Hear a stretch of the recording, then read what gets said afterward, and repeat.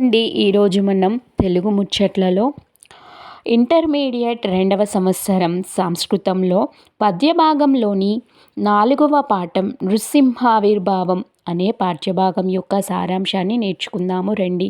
దీని యొక్క కవి శ్రీ కె సుధాకర రావహ. పరిచయము. ప్రస్తుత పాఠ్యభాగం ఆధునిక కవి పండితుడైన శ్రీ కె సుధాకరరావు గారు రచించిన నృసింహనక కౌముది అను కావ్యం నుండి స్వీకరించబడినది. వీరు ఆధునిక కవులలో సుప్రసిద్ధులు, బహుభాషా పండితులు. వీరు తెలుగు, సంస్కృతం, హిందీ, కన్నడ భాషల్లో అనేక గ్రంథములు రచించారు. ప్రస్తుతం హైదరాబాద్ దూరదర్శన్ కేంద్రంలో వార్తా విభాగాధిపతిగా పనిచేయుచున్నారు. పాఠ్యభాగ పరిచయము. ప్రస్తుత పాఠ్యభాగం నందు నృసింహ ఆవిర్భావం గురించి వర్ణించబడింది. రాక్షస రాజైన హిరణ్యకశిపుడు శ్రీ మహావిష్ణువును ద్వేషించుచు ముల్లోకములను తన ఆధీనములో ఉంచుకొని దారుణముగా పరిపాలించుచుండెను. అతనికి ప్రహ్లాదుడను కుమారుడు కలిగెను. ఆ ప్రహ్లాదుడు పూర్వజన్మ సుకృతముచే విష్ణుభక్తుడై నిత్యము ఆ గురువుల వద్ద చదువుకై ఉంచినప్పటికీ అతని హరిభక్తి తగ్గలేదు. తన కుమారుని విద్యాభ్యాసం గురించి తెలుసుకునే కోరిక గలవాడై హిరణ్యకశిపుడు ప్రహ్లాదుని పిలిపించెను. ప్రహ్లాదుని హరిభక్తిని తెలుసుకొని ఎటైనా తన పుత్రుణ్ణి మార్చవలసినదని హిరణ్యకశిపుడు ప్రయత్నించెను. ప్రస్తుత పాఠ్యాంశము. హిరణ్యకశిపుడు తన కుమారుడైన ప్రహ్లాదుని విష్ణుభక్తిని గమనించి మిక్కిలి కోపము పొందినవాడై ఇట్లు పలికెను. నాయనా కుమారా, నీవు హరిని కీర్తించుట మాని నన్నే ధ్యానించుము. ఈ సమస్త లోకములకు నేనే అధిపతిని. నన్ను సేవించి సమస్త సుఖములను పొందుము. మనస్సును భయమును విడిచిపెట్టుము అని పలుకగా ప్రహ్లాదుడు చిరునవ్వుతో ఇట్లు పలికెను.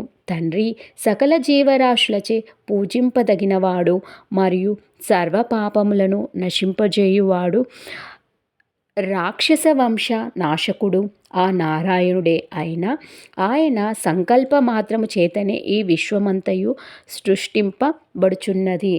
నడుపబడుచున్నది అని పలికి నిశ్శబ్దముగా నిలబడెను. అంతటా హిరణ్యకశిపుడు తన కుమారుని మీద మిక్కిలి క్రోధము పొందినవాడై ఇట్లు పలికెను. ఓ మూఢబుద్ధి కలవాడా, తండ్రి మాటను తిరస్కరించి నా శత్రువును స్మరించుట నీకు ఎంత మాత్రము తగదు. ఆ శత్రువును పొగిడి అపరాధము చేసి నా శిక్షకు పాత్రుడవగుచున్నావు. నేను ఇప్పుడే నా గదా ప్రహారముతో నీ శిరస్సును ముక్కలు చేసెదను. నీ హరి నిన్ను కాపాడగలడేమో చూసెదను. అతడు ఎక్కడ ఉన్నాడు? నీ హరి సర్వవ్యాపకుడు అనుచున్నావు కదా, అట్లయినచో అతనిని నాకు చూపించుము అని ప్రశ్నించగా వెంటనే ప్రహ్లాదుడు, తండ్రి, ఆ హరి అంతటను నిండియున్నాడు. అక్కడ ఇక్కడ అననేమి ఆయన లేని చోటు లేదు. ఆ హరి సర్వాంతర్యామి అని మృదువుగా పలుకగా వెంటనే ఆ దైత్యరాజు ఇట్లు పలికెను. ఓ బాలుడా, అంతటా ఉన్నాడని చెప్పబడుచున్నవు